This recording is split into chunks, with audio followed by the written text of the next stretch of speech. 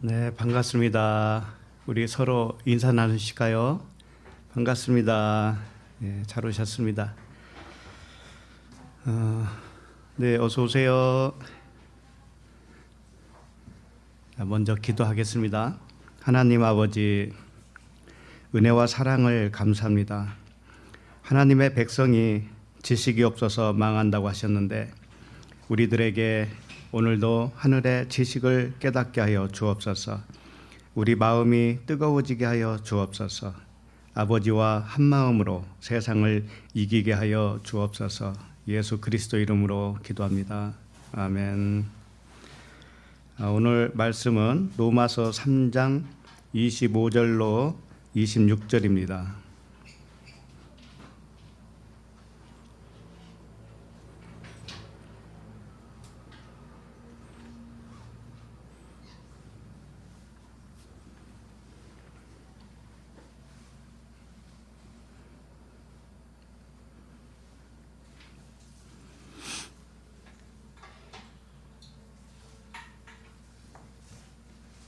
로마서 3장 25절부터 26절 같이 읽겠습니다. 이 예수를 하나님이 그의 피로써 믿음으로 말미암는 화목 제물로 세우셨으니 이는 하나님께서 길이 참으시는 중에 전에 지은 죄를 간과하심으로 자기의 의로우심을 나타내려 하심이니 곧 이때에 자기의 의로우심을 나타내사 자기도 의로우시며 또한 예수 믿는 자를 의롭다 하려 하심이라. 아멘. 로마서 13번째 말씀 제목은 의롭다 하시는 이유입니다. 의롭다 하시는 이유. 왜 자녀들을 의롭다 해주시는 하나님이실까요? 무엇 때문에? 만약에 우리가 의롭다 여김을 못 받으면 어떻게 될까요? 하나님과 관계가 없겠죠. 그래서 의롭게 해주시는 거예요. 하나님의 관계가 있기 때문에. 하나님과 우리는 아버지와 아들 사이거든요.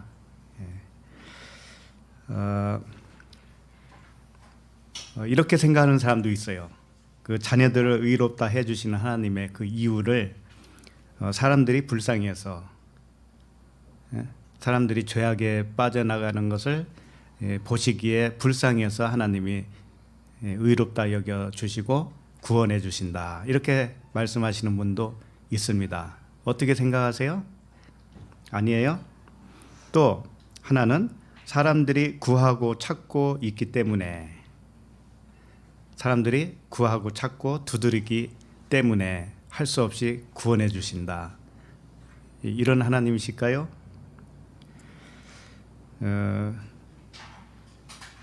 3번, 하나님이 의롭기 때문에 당연히 자녀들도 의롭다 여김을 받을 수가 있어요. 하나님이 의롭기 때문에 자녀들도 의로운 거예요.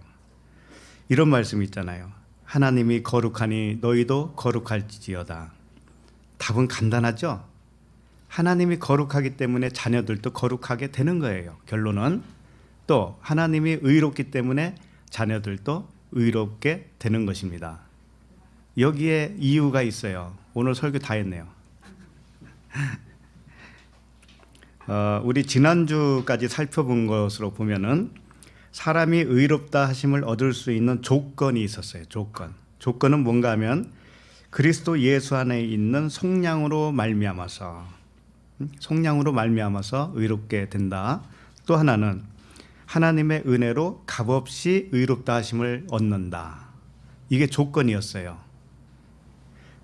값없이, 은혜로 값없이 의롭다 하심을 받는 것, 이것이 조건이었습니다. 값이 있으면 안 돼요.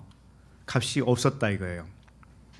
그래서 의롭다 하심을 얻는 조건에 어떠한 값이 존재하지 않는다라는 것을 우리는 알게 되었습니다. 갚아야 할 어떠한 빚이 있을까요, 없을까요?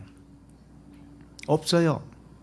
아버지와 아들 사이인데 아무런 빚이 존재하지 않았습니다. 그런데도 불구하고 오해를 하면 어떻게 하겠어요? 그 빚을 갚겠다고 하잖아요, 사람들이. 이게 가장 큰 오해예요. 그래서 오늘 말씀은 의롭다함을 얻는데 왜 어떠한 빚이 존재하지 않는가? 왜 값이 존재하지 않는가? 왜 그냥 의롭다 해주셨는가?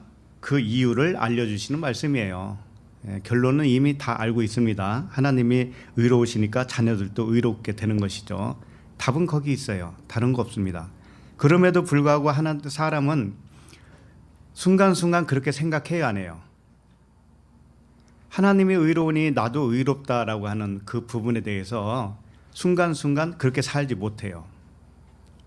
왜 그런가 하면은 우리가 잘못된 생각에 빠져 있었기 때문에 그래요. 하나님을 오해했기 때문에 그래요. 그래서 하나님의 말씀을 보는 중에 이 오해된 말씀이 싹 거치기를 바랍니다. 오해된 생각들이 다 걷어지기를 바랍니다. 그래서 먼저 하나님과 그 말씀의 관계를 우리는 먼저 알아야 할 필요성이 있습니다. 무슨 얘기냐면 하나님이라고도 하시고 어떨 때는 말씀이라고도 하죠. 로고스, 말씀. 또 율법이 또 튀어나오죠. 그 다음에 만물, 그 다음에 사람, 예수, 그리스도. 이런 여러 가지 명칭들이 나옵니다. 이것이 왜 다르게 명칭을 사용하는가? 이유가 있겠죠. 이유가.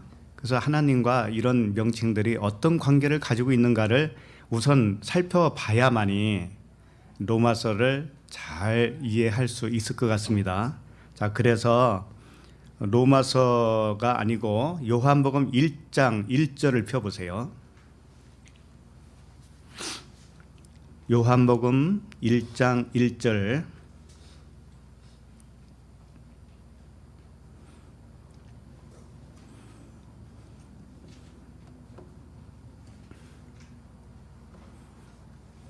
자, 찾으셨죠? 요한복음 1장 1절 시작. 태초에 말씀이 계시니라. 이 말씀이 하나님과 함께 계셨으니 이 말씀은 곧 하나님이시니라. 네. 여기 보면은 태초에 말씀이 계셨다 이거예요. 그런데 말씀이 하나님과 하나라는 것이죠. 하나인데 뭘 그렇게 둘로 표현할까요? 말씀이면 말씀, 하나님이면 하나님, 그러니까 하나로 해도 되잖아요. 근데 복잡하게 말씀이 계셨는데 말씀이 또 하나님과 함께 계셨고 이 말씀은 곧 또 하나님이시라는 거예요. 결국 하나님이 말씀이시고 말씀이 하나님이실 것 같으면 그냥 하나로 통일해도 되잖아요. 그죠? 근데 왜 이렇게 했을까요? 이유가 있겠죠. 일단 태초에라고 하는 단어는 아르케라는 단어인데 이건 최초, 시작 그런 뜻이에요. 최초, 시작. 그러니까 시작할 때 태초에 그랬으니까 시작할 때 최초에 시작할 때 말씀이 계셨다 이거죠. 그 말씀을 로고스라고 되어 있어요. 로고스. 이 말씀이 이 로고스가 하나님과 함께 계셨다고 하셨습니다. 자, 그런데 잘 생각해 보세요. 하나님이 시작이 있을까요, 없을까요? 네? 하나님이 최초가 있을까요, 없을까요? 하나님에게. 하나님은 최초가 없어요. 하나님은 시작도 없어요. 끝도 없어요. 근데 태초에 시작할 때 말씀이 계셨다라는 거예요. 자, 그러면 이 말씀은 시작이 분명히 있죠. 하나님은 시작이 있어요, 없어요? 없어요. 못 믿겠죠? 히브리서 7장 3절 읽어드릴게요. 찾지 마세요, 그냥. 아버지도 없고, 히브리서 7장 3절에 아버지도 없고 어머니도 없고 족보도 없고 시작한 날도 없고 생명의 끝도 없어 하나님의 아들과 닮아서 항상 제사장으로 있느니라. 이게 누구에 대한 말씀인가 하면은 멜기세덱을 말씀을 했습니다. 멜기세덱. 그러나 멜기세덱은 하나님 자신을 의미한 거예요. 그리스도 자신을 의미한 거예요. 의의 왕, 샬롬의 왕, 이게 멜기세덱이에요. 그러니까 하나님 자신의 속성으로 존재하는 그리스도를 말하는 거예요. 여러분, 그리스도와 하나님 그 구분이 어떻게 되는지 모르시죠? 그리스도는 하나님이셔요. 하나님은 또 그리스도셔요. 근데 왜 그리스도라고 하는가 하면은 그리스도는 기름 부음을 받은 자라고 하는 의미를 가지고 있는데 그리스도는 하나님의 아이콘이에요.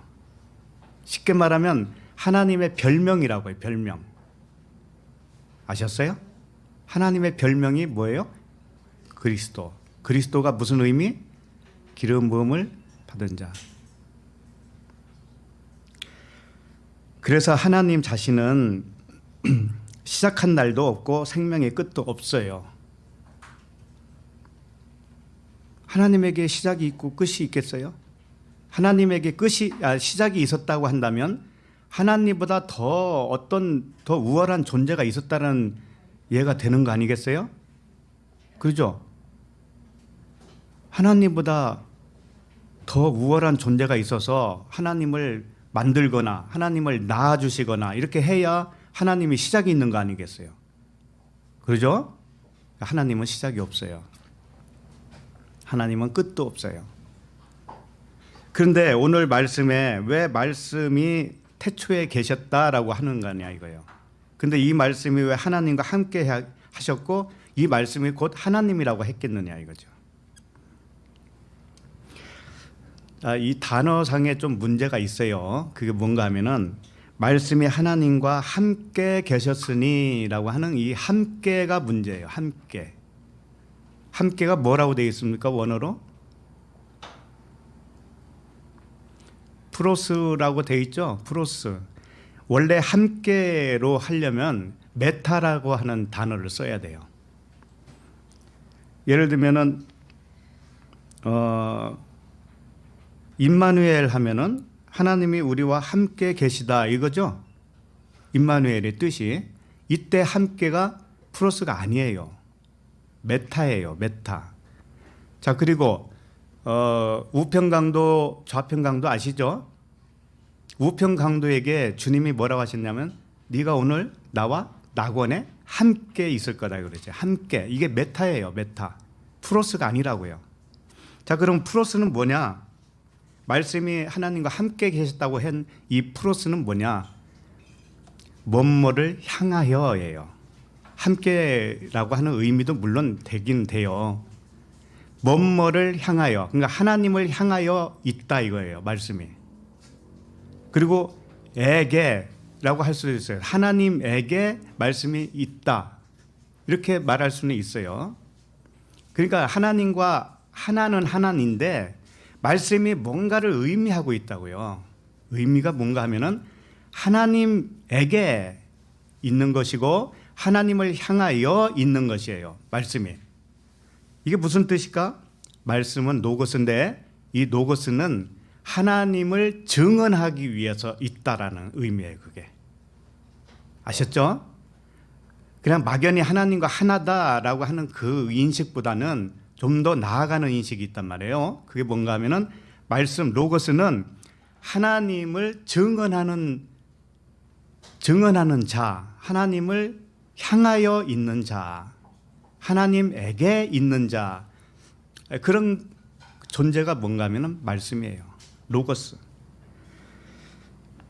자, 그래서 지금 오늘 그 말씀을 이렇게 하면 되겠죠? 태초에 말씀이 하나님과 함께 계시다를 조금 고치면 태초에 말씀이 하나님을 향하여 증언하고 있었다. 이렇게 하면 더 정확해요. 무슨 말씀인지 알겠죠? 말씀은 하나님과 하나, 막연히 하나다라고 하는 개념보다는 말씀은 하나님을 향하여 증언하고 있는 거예요. 그 증언하는 자가 예수 그리스도 아니었어요? 예수 그리스도. 그 말씀이 로고스가 육신이 되어 오신 분이 누구예요? 예수 그리스도죠. 예, 그와 같아요. 그렇기 때문에 예수님이 십자가 지기 직전에 뭐라고 하셨냐면 내가 세상에 온 것은 진리에 대해서 증언하러 왔다. 이렇게 말씀하셨단 말이에요. 진리가 하나님이시죠? 그러니까 그 하나님을 증언하기 위해서 오신 분이 누구냐면 말씀이었단 말이에요. 말씀. 아셨죠? 그러니까 말씀은 하나님과 동일하기보다는 하나님 한 분을 증언하는 자가 누군가 하면 말씀이시고, 그 말씀이 어떻게 증언하는 거 하냐면은 만물로 나타났어요. 우리가 지금 보이는 이 세상 있죠? 이게 말씀이 나타난 세계란 말이에요. 이 세계가 말하자면 말씀이에요. 말씀. 우리들도 다 말씀이에요. 근데 이 말씀이 무엇을 위해서 있다고요? 하나님을 증언하기 위해서, 하나님을 향하여 있다, 그런 의미예요. 그래서 이 로고스, 호로고스면 앞에 호가 붙으면 그 로고스, 그 말씀이라는 거예요. 아무 말씀이 아니고 바로 그 말씀, 하나님의 말씀을 의미하죠. 그 말씀, 호로고스라고 하는 것은 뜻이 있어요. 로고스라고 하는 뜻 자체가 있어요. 로고스라고 하는 뜻이 뭔가 하면 앞에 놓고 생각을 말한 것, 이런 뜻이에요. 이거 사전에도 잘 안 나와요. 앞에 놓은 거예요. 앞에. 말씀은 앞에 놓은 말씀이 있는데 그게 이 세상이라니까. 이 세상이라고요. 그것이 문자 말씀이에요. 문자 말씀이 앞에다 놓은 거예요. 딱 놓고 뒤에 있는 생각 있죠. 하나님의 생각. 그 생각을 앞에 것으로 설명했다라는 뜻이에요. 그게 로고스예요. 자, 그러면 이 나타난 세계는 우주 만물에 누가 계시냐면 그리스도가 있다고 그랬죠. 그리스도가 계셔요. 그럼 만물 안에 그리스도가 있으니까 만물은 보이는 만물이죠. 그런데 보이지 않는 그리스도가 계셔요. 하나님이 계시다, 이런 뜻이에요. 이것이 말씀이라는 거예요. 그러니까 말씀은 뭔가 하면은 겉에와 안의 것이 있다라는 거예요. 두 가지가 하나로 존재하고 있다라는 거예요. 마치 사람 얼굴과 같이, 제가 이렇게 말을 하려면 얼굴을 앞에 놨잖아요. 얼굴 마담으로 딱 놨죠. 그리고 말을 해요. 내 속에 있는 생각을 말을 하죠. 이런 것과도 같다라는 거예요. 하나님의 말씀은. 그래서 안과 밖이 있어요. 밖은 이 보이는 부분이고 보이지 않는 부분은 하나님의 생각이에요. 하나님의 마음이에요. 이것을 동시에 가지고 있는 말씀이 로고스다. 그 말씀이 하나님을 향하여 있다, 이런 뜻입니다. 그러니까 안과 밖이 있는데 안에는 영과 진리로 계신 하나님이시고 밖은 뭐예요? 하나님을 증언하는 표적과 이적, 모형과 그림자예요. 이걸 조금 더 세게 말하면 허상이에요. 환상이에요. 보이는 것은 허상이란 말이에요. 왜? 진짜는 그 안에 계신 하나님이 진짜고, 밖으로 보인 이 세계, 밖으로 보인 이 그림이든지 글씨든지 이런 것들은 다 나타난 거란 말이에요. 그죠? 그것들은 뭔가 하면은 모형과 그림자예요. 하나님을 향하여 있는 말씀이에요. 하나님을 증언하는 말씀. 이렇게 아시면 되겠습니다.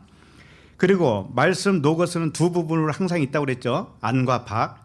그럼 안은 빛이라고 할 수도 있고요. 밖은 뭐라고 할 수 있을까요? 어둠. 그렇죠. 그러면 이 보이는 세계가 어둠이에요, 빛이에요?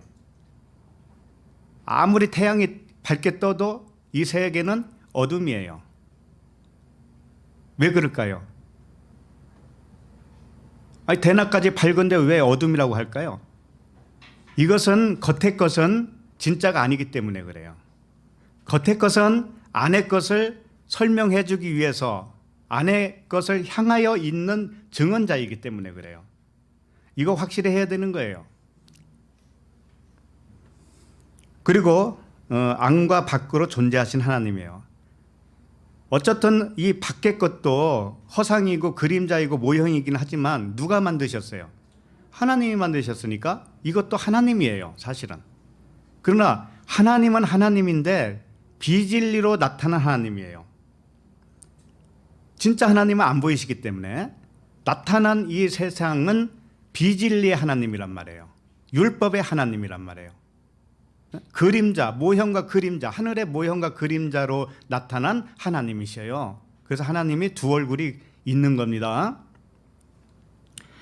그러나 하나님은 한 분이심으로 진리뿐만이 아니고 비진리도 하나님이시다라는 것을 잊지는 마세요. 찾지는 마시고 고린도전서 8장 6절에 보면 이런 말씀이 있어요. 그러나 우리에게는 한 하나님 곧 아버지가 계시니 만물이 그에게서 났고, 이 보이는 만물이 그에게서 났어요. 우리도 그를 위하여 있고 또한 한 주 예수 그리스도께서 계시니 만물이 그로 말미암고 우리도 그로 말미암아 있느니라. 전부 하나님에게서 나온 거란 말이에요. 그림자든 모형이든 진짜든 뭐든지 간에 전부 다 하나님밖에 없어요. 통틀어서 하나님만 계시, 하나님만. 쉽게 말하면 그 옆 사람은 누굴까요? 하나님이시지 뭐예요. 님자만 빼세요 그냥. 그래서 만물이 하나님 아버지에게서 났다. 하나님 아버지께서 만물을 입고 계시다, 이런 뜻이에요. 이 나타난 세계는, 만물은 하나님이 보이는 만물이라고 하는 옷을 입고 있어요. 하나님이. 그 옷 안에는 하나님이 계시죠. 그렇죠? 네, 그거예요. 그래서 만물 안에, 이 겉에 나타난 만물 안에 하나님이 계시다, 이 말씀을 하신 겁니다. 그와 같이 우리들 안에도 누가 계셔요? 하나님이 계신 거예요. 우리들 안에 하나님. 나라고 하는 몸은 나타난 표적이잖아요. 나타난 그림자죠. 모형과 그림자예요. 우리 몸은. 그런데 몸 안에 내 마음이 있죠. 마음이 두 존재가 있어요. 하나는 하나님의 마음이 있고, 동전의 양면처럼 하나님의 마음이 있어요. 그걸 영이라고 그래요. 영. 근데 한쪽은 어둠이에요. 어둠. 한쪽은 빛으로 오셨고 한쪽은 어둠으로 왔어요. 그래서 어둠을 나타내는데 내가 어둠인 거예요. 내가 어둠으로 항상 생각하게 되어 있어요. 우리는. 그러다가 빛과 하나가 되는 거예요. 이제 빛과 하나가 되는 지점이 와요. 그래서 마음의 할례 이렇게 표현하잖아요. 이 겉의 마음, 내가 겉사람이라고도 하죠. 그걸 어둠으로 지어진 나의 생각, 이것이 할례를 받아요. 그러면은 그 속에서, 할례는 이렇게 찢어진 거니까 그 안에서 뭐가 나오겠어요? 빛이 튀어나오죠. 빛이. 그게 진리예요. 진리의 빛. 하나님이셔요. 그게. 그래서 하나님과 만물의 관계를 또 예수 그리스도로 설명한 거예요. 예수는 겉에 나타난 하나님이시고 그리스도는 안에 계신 하나님이에요. 그걸 예수 그리스도로 표현한 거란 말이에요. 그래서 그리스도께서 예수 안에 계신 것처럼 예수 안에 하나님이 계셔요. 그러면은 그리스도께서 예수 안에 계신 것처럼 그리스도께서 누구에게도 있죠? 그죠? 우리 각 사람에게도 그리스도가 계신 거예요. 그리스도는 하나님이시니까. 하나님의 아이콘이라고 그랬죠? 그래서 요한복음 14장 20절에 이런 말씀이 있어요. 그날에는 내가 아버지 안에, 너희가 내 안에, 내가 너희 안에 있는 것을 너희가 알리라. 그날에 언젠가 이 진리를 깨닫고 내 마음이, 겉의 마음이 찢어질 때, 할례를 받을 때, 그때예요. 아하, 내가 지금까지 오해를 하고 살았구나. 내가 60평생, 70평생 오해를 하고 살았구나. 이 마음이 막 찢어져요. 그래서 하나님을 오해했던 것들이 이제는 바로 잡아지면서 하나님과 하나가 되는 거예요. 그때 하나가 되는 거예요. 자, 요한복음 지금 1장을 보고 있습니다. 2절을 읽겠습니다. 2절 시작. 그가 태초에 하나님과 함께 계셨고, 2절. 그가 태초에 하나님과 함께 계셨고, 이것도 함께 계셨다라고 하는 단어가 뭐예요? 프로스, 뭐뭐를 향해, 이런 뜻입니다. 그러니까 말씀이 태초에 하나님을 향하여 안과 밖으로 계셨다, 이런 거예요. 말씀은 지금 설명했듯이 안과 밖이 있었죠? 안과 밖, 겉과 속이 있었잖아요. 예수 그리스도와 같이 만물과 하나님과의 관계처럼 이렇게 둘로 되어 있는데 이것이 하나예요. 말씀은. 그게 로고스예요. 그 로고스가 하나님을 향하여 있는 거예요. 하나님은 시작이 없어요. 하나님은. 근데 말씀은 태초에 말씀이 계셨다고 그랬잖아요. 시작할 때. 그러니까 하나님은 원래 그냥 계셨던 분인데 하나님이 말씀을 통해서 창조를 시작할 때, 그때 태초라고 하는 거예요. 태초라고 하는 것은 하나님이 계실 때를 말하는 게 아닙니다. 하나님은 처음이 없어요. 그분은. 이걸 어떻게 설명해? 그냥 계셨어요. 그분은 그냥 계셨어요. 그런데 그 말씀으로 창조를 시작할 때 그때 말씀이 계셨다 이렇게 하는 거예요. 태초에 말씀이 계셨다. 자, 그러면은 하나님이 나를 말씀으로 창조할 때, 우리 여러분 각자를 하나님이 말씀으로 창조할 때 그때를 뭐라고 하냐면은 태초라고 그러는 거예요. 우리 각 사람에게 있어서는 나를 하나님이 만들 때, 말씀으로 나를 만들 때 태초예요. 그때가. 아셨죠? 자, 그러면 3절을 읽겠습니다. 3절. 자, 시작. 만물이 그로 말미암아 지은 바 되었으니 지은 것이 하나도 그가 없이는 된 것이 없느니라. 예, 만물이 그로 말미암아 지었다고 하니까는 로고스, 그 말씀으로 지음을 받았다 이거예요. 말씀이. 그러니까 말씀으로 지어진 만물은 여기 이것을 잘 봐야 되는데, 말씀으로 지어진 만물은 말씀의 소유다라고 하는 거예요. 그래서 소유격으로 쓰여 있어요. 이게 무슨 말이냐면은 만물이 말씀의 소유라는 뜻이에요. 우리 나타난 세계가 있죠? 이것이 누구의 소유? 말씀의 소유. 그러니까 이건 말씀과 하나예요. 하나. 그러니까 말씀을 이렇게 가시적으로 나타내기 위해서 지어진 이 세계가 말씀이라는 뜻이에요. 무슨 말씀인지 알겠죠? 밤하늘의 별을 봐도 뭐예요 그게? 말씀이라니까요. 근데 그 말씀 속에 뭐가 있어요? 진리가 숨어 있어요. 하나님이 숨어 있어요. 그걸 알아먹는 내가 하나님의 아들들이에요. 그래서 말씀이 나를 창조했으면 말씀이 나로 온 것이죠. 그렇죠? 말씀이 나로 온 거죠. 말씀이 육신이 되어서 이 땅에 오신 분이 누구예요? 예수 그리스도죠. 이것은 샘플이라고 그랬습니다. 우리에게 본을 보여준 거라고 그랬어요. 자, 그러면은 말씀이 나에게 오면은 말씀이 육신이 돼서 나에게 온 거잖아요. 내가 육신 말씀이잖아요. 내가. 그죠? 내가 말씀이에요. 그럼 말씀은 하나님을 향하여 있는 거라고 그랬죠.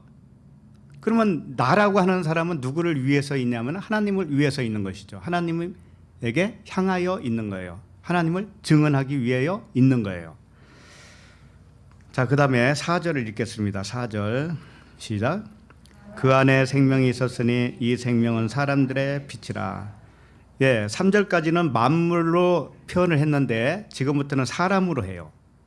그러니까 만물이나 사람이나 같다라는 의미예요. 우리도 만물 중에 하나니까. 그죠? 예.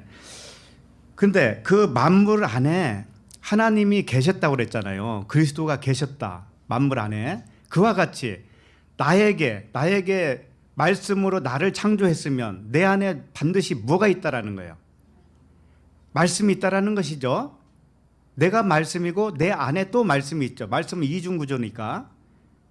내 안에 하나님이 계셔요. 내 안에 그리스도가 계셔요. 그것을 뭐라고 했는가 하면은 4절에서는 뭐라고 해요? 생명이라고 표현한 거예요. 생명. 생명이 그리스도시고 하나님이시니까. 그죠? 그 생명은 사람들의 빛이라 그랬습니다. 내 안에 말씀으로 나를 창조하셨는데 내 육신의 생각은 겉의 거예요. 겉의 거. 그러니까 안의 것은 뭐예요? 생명이고 빛이라는 거예요. 자, 그러면 이미 나를 창조했을 때부터 내 안에 뭐가 있었다라는 거죠? 예, 생명과 빛이 있었다라는 것이죠. 생명과 빛은 또 누군가 하면은 하나님이셔요. 하나님. 그러니까 내가 알든 모르든지 간에 내 안에 처음부터 하나님이 나를 창조하는 순간부터 내 안에 계신 거죠? 따로 올 필요가 있어요, 없어요? 하나님이 따로 올 필요가 있냐고요, 나한테? 없어요. 다만 이제 계속 보면 알겠지만 나에게 빛이 있었는데 그걸 가렸습니다. 어둠이 가린 거예요. 어둠이 뭔가 하면은 육신의 생각, 우리 사람의 생각이란 말이에요. 생각, 관념, 가치관, 이것이 빛을 막아버렸단 말이에요. 자, 그게 5절입니다. 5절 읽겠습니다. 시작. 빛이 어둠에 비치되 어둠이 깨닫지 못하더라. 자, 이게 빛이 어둠에 비쳤다고 하는 것은 밖에서 어떤 빛을 비쳤다는 뜻이 아니에요. 이게 사람의 생명이 내 안에 있다고 그랬죠, 분명히. 그리고 그 생명이 뭐라고 그랬어요? 빛이라고 그랬잖아요. 빛. 그러면 내 안에 이미 빛이 있었죠. 그 빛이 내 속에서 빛나고 있었다니까요. 이 화롯불에 그 화롯불을 보면은 위에 재가 덮여 있으면 불이 없는 것처럼 보이죠. 그죠? 그러다가 거기다가 손을 집어넣으면 어떻게 돼요? 뒤죠. 그와 같이 안에서는, 내 안에서는 생명의 빛이 빛나고 있었다니까요. 원래 빛나고 있었어요. 근데 어둠이 뭐라고 그래요? 어둠이 깨닫지 못하더라. 어둠은 뭔가 하면은 빛 반대로 나온 나의 마음이란 말이죠. 내 마음. 응? 육신의 생각, 하나님과 원수가 된다고 그랬죠. 육신의 생각. 육신의 생각은 하나님으로부터 온 것이 아니고 세상으로부터 왔다 그랬잖아요. 근데 세상은 누가 창조했어요? 하나님이죠. 그러니까는 하나님으로부터 오지 않는 것은 아무것도 없어요. 내 육신의 생각도 다 하나님에게서 오는 겁니다. 그러나 진짜 하나님은 진짜 하나님을 모르는 하나님이에요. 가짜 하나님이에요. 그것은 세상 신이에요. 그렇게 아시면 되겠고, 그래서 내 속에서 생명의 빛이 항상 발하고 있었어요. 빛이 빛나고 있었다고요. 그런데 내 마음이, 육신의 생각이 그걸 막아버렸어요. 어둠이 막고 있어서 깨닫지를 못하는 거예요. 도무지 어둠이. 그게 우리들의 과정이었어요. 그전에는 그랬단 말이에요. 전부 다. 지금은 물론 아니죠. 예? 그래서 사람 안에 있는 빛이 그 사람 안에서 언제나 빛을 발하고 있었는데 내 겉사람 어둠이 빛을 깨닫지 못하고 있었다는 뜻입니다. 자, 그렇다면 내 안에 있는 빛을 내가 알아보기 위해서 어떻게 하면 알아볼 수 있을까요? 내 육신의 생각이 내 속에서 빛나고 있는 생명을 알아보지 못했습니다. 그것을 이제 알아볼 수 있게 하려면은 하나님의 어떤 작업이 필요하다는 생각을 할 수 있겠죠. 내 자신으로는 안 되니까. 힘으로도 안 되고 능으로도 안 되고 오직 성령의 능력으로만 된다. 그랬잖아요. 그래서 밖에서 빛을 비춰줘야 돼요. 내 안에 있는 빛하고 똑같은 빛을 밖에서 비춰줘야 되는데 그건 빛을 비추는 게 아니고 빛에 대해서 증언을 해줘야 되는 거예요. 빛이 뭔가를 설명을 해주는 거예요. 그 사람이 누군가 하면은 세례 요한이에요. 세례 요한. 세례 요한은 빛 자체가 아닙니다. 빛을 증언하는 자예요. 자, 한번 6절을 읽어보겠습니다. 시작. 하나님께로부터 보내심을 받은 사람이 있으니 그의 이름은 요한이라. 예, 요한, 세례 요한을 말하는 겁니다. 자, 세례 요한은 우리 안에 빛이 존재하고 있어요. 그런데 겉사람이 어둠으로 딱 버티고 있기 때문에 내가 내 속에 있는 진짜 나를 발견을 못한 거예요. 내 안에 진짜 내가 누구예요? 신이잖아요. 신. 네? 진리, 생명이잖아요. 빛이잖아요. 그러니까 너희는 세상에 뭐라고 그랬어요? 빛이라고 그랬잖아요. 우리가 빛이라니까.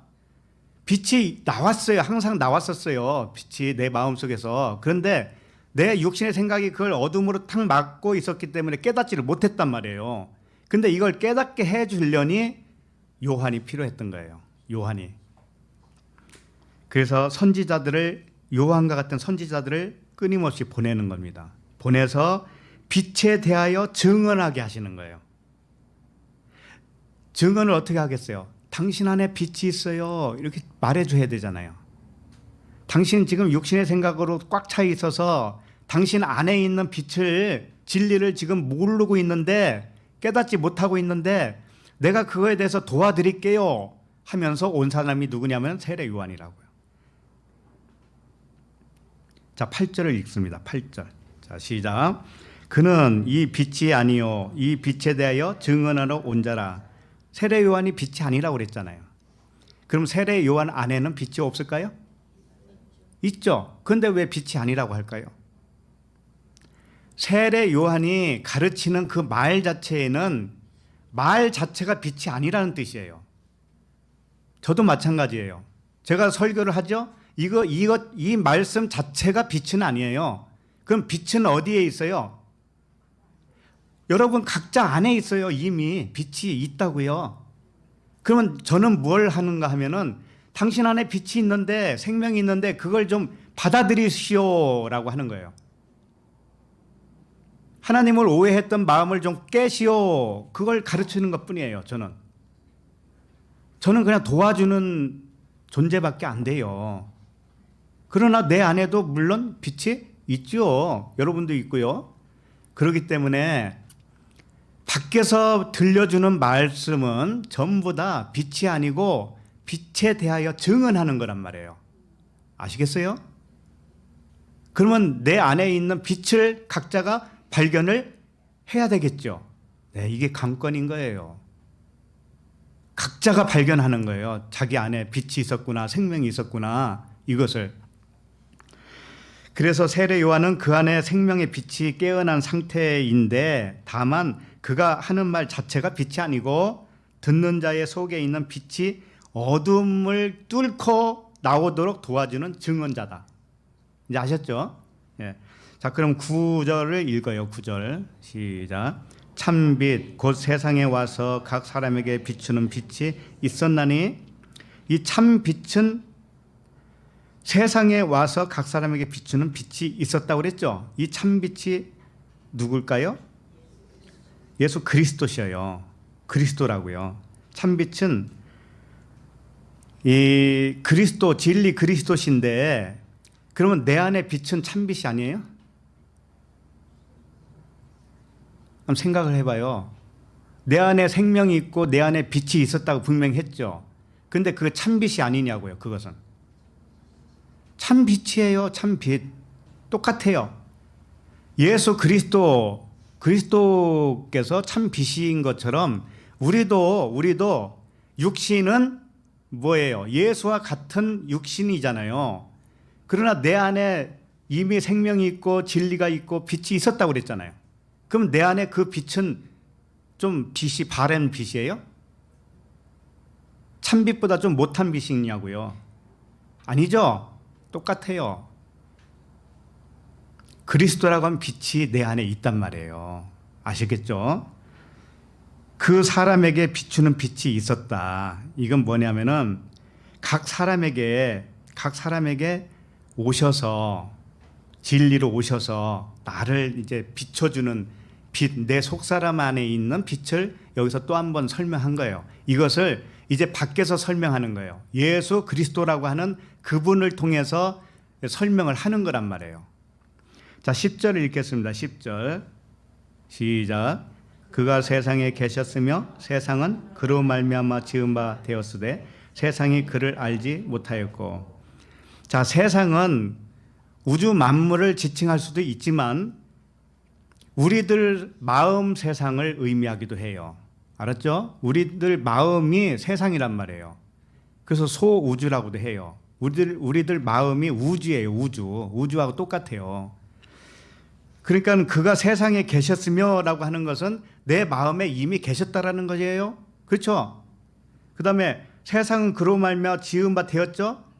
예, 나라고 하는 세상이 그로 말미암아 그리스도 하나님으로 말미암아 지은 바 되었죠. 자, 그러면 내가 당연히 알아봐야 되잖아요. 내 속에 있는 그 진리의 하나님 빛을 알아봐야 되는데 뭐라고 되어 있어요? 10절 끝에 세상이 그를 알지 못하였고 이렇게 되어 있죠. 이미 설명한 대로 어둠이 막고 있으니까 어둠이 깨닫지를 못하고 있었다는 거예요. 자, 11절을 읽습니다. 11절 자, 시작. 자기 땅에 오매 자기 백성이 영접하지 아니하였으나 자기 땅이 또 어딜까요? 내 마음이에요. 내 마음. 내 마음에 진리가 있는 곳, 내 마음 생명 빛으로 있는 내 마음이에요. 그게 진짜 마음이죠. 그 진짜 마음에 왔어요. 누가 왔어요? 그리스도께서 왔어요. 이미 와 있어요. 그런데 나라고 하는 백성이 그 진리의 그리스도를 알아보지를 못한 거예요. 영접하지 못한 거예요. 육신의 생각이 어둠으로 막고 있었기 때문에 빛을 영접하지 못했다라는 뜻이에요. 자, 그러면 이렇게 끝나면 어떻게 될까요? 이대로 끝나면 어떻게 되냐면은 그리스도 진리는 내 생명이 있었는데, 내 안에 있었는데 내가 예를 들어서 아무것도 모른 채 그냥 죽어버렸어. 끝났어요. 자, 그러면은 그리스도는 항상 하나님이죠. 그리스도는 항상 하나님이잖아요. 내 안에 왔던 생명도 그냥 하나님일 거 아니에요. 그냥 하나님은 어디 없어지나요? 없어지는 거 아닙니다. 그러면 나는 뭘까요? 죽으면 세상으로 돌아가죠. 세상으로 왔던 내 육신의 생각. 그러죠?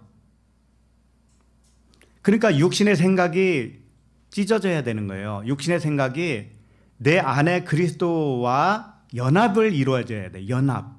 응? 그래야 내가 몸을 벗어도 나라고 하는 마음이 사라지지 않는 거예요. 그때는 사라지지 않고 내 마음이 그리스도와 항상 함께 있는 거예요. 항상 붙어 다니는 거예요. 그래서 몸을 벗어도 이 땅에서 죽어도 내 마음은 그리스도와 항상 함께 있어요.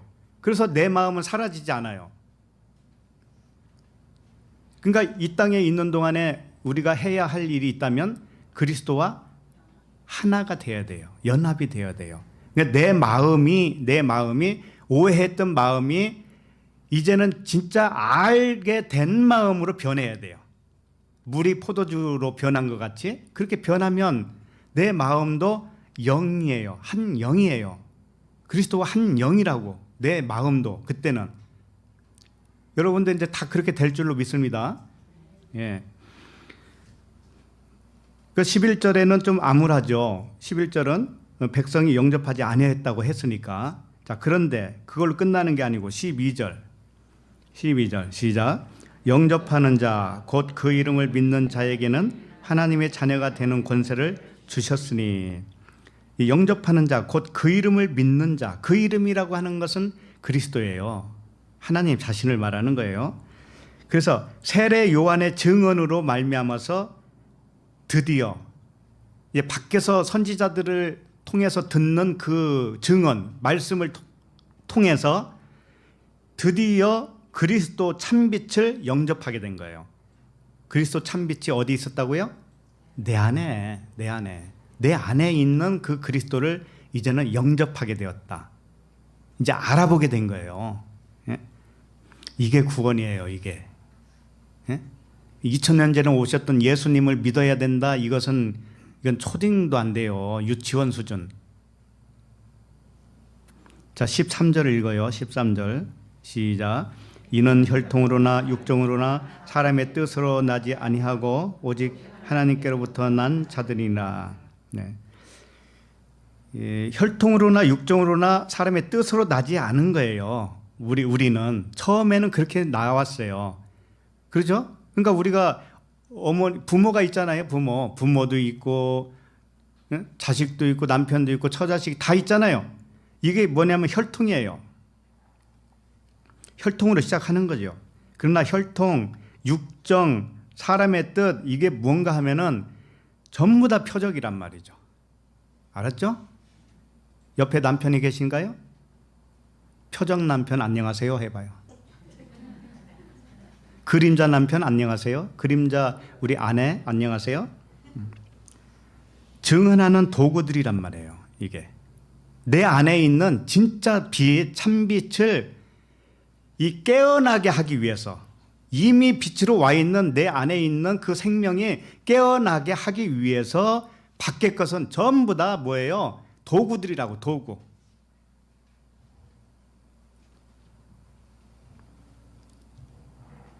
하나님의 자녀들은 영과 진리의 자녀이잖아요. 육신의 자녀가 아니에요. 영과 진리의 자녀이기 때문에 세상으로부터 온 육신의 생각과 관계가 이제는 없어요. 세상 가치관이 관계가 없는 거예요, 사실은. 그래서 세상 것은 진짜 내 안에 있는 생명이 깨어나게 하기 위한 도구예요. 자, 오늘 예기치 않은 어떤 일이 벌어졌습니까? 마음이 아픈 일이 벌어졌습니까? 그 일이 왜 벌어졌을까요? 내 죄 때문에? 내가 뭔가 잘못해서? 그럼 뭐 때문에요? 내 안에 생명 찾게 하기 위해서. 내 안에 생명 찾기 위한 프로젝트예요. 그거밖에는 없습니다. 자, 그러면 14절을 봅니다. 14절. 시작. 말씀이 육신이 되어 우리 가운데 거하심에 우리가 그의 영광을 보니 아버지의 독생자의 영광이요 은혜와 진리가 충만하더라. 네. 말씀이 육신이 됐다. 말씀이 로고스라고 했죠. 로고스는 안과 밖이 있다고 그랬죠. 그 말씀이 하나님을 향하여 증언하는 말씀이라고 그랬죠. 이 말씀이 어떻게 나타났는가 하면은 육신이 되어서 나타났다, 이런 뜻이에요. 그러니까 예수 그리스도, 겉과 속으로 나타났다. 겉에는 예수라고 하는 사람이고 안에는 기름 부음을 받은 자라고 하는 그 그리스도, 진리가 계셨다. 그것을 하나로 몸을 입고 오신 분이 예수 그리스도다. 그럼 우리는 뭐예요? 우리도 홍길동이라고 하는 안에 있는 그리스도, 이런 뜻이에요. 홍길동 그리스도, 이렇게 되는 거예요. 예수 그리스도는 하나님 아버지를 증언하는 말씀이에요. 말씀은 항상 둘이라고 그랬죠. 겉과 속, 안과 밖, 이렇게. 근데 그 말씀이 이제 우리에게 육신으로 나타나셔서 사람 모양으로 오신 거예요. 그래서 그 사람을 잘 보니까, 깨닫고 보니까 은혜와 진리가 충만하다라는 것을 보게 된 거예요. 깨닫지 않으면 그렇게 안 보여요.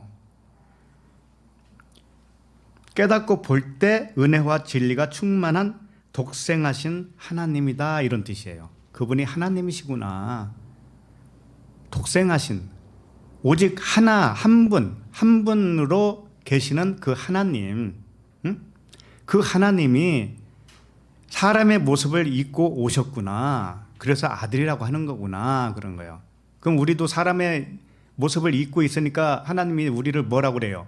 아들 그러잖아요, 아들. 이게 독생자란 말이에요. 독생자. 자, 그럼 17절을 읽겠습니다. 17절로 띄어요. 17절 시작. 율법은 모세로 말미암아 주어진 것이요 은혜와 진리는 예수 그리스도로 말미암아 온 것이다. 자, 율법과 모세, 그다음에 은혜와 진리, 예수 그리스도, 이렇게 짝을 이루고 있습니다. 지금 이게 무슨 뜻인가? 모세라고 하는 것은 이 뜻이 있어요. 모세가 뭐예요? 물에서 건져냄을 받은 자. 모세가 물에서 건짐을 받았어요. 그렇잖아요. 나일강에서. 그죠? 그러니까 나일강은 아랫물을 의미하는 거예요. 아랫물.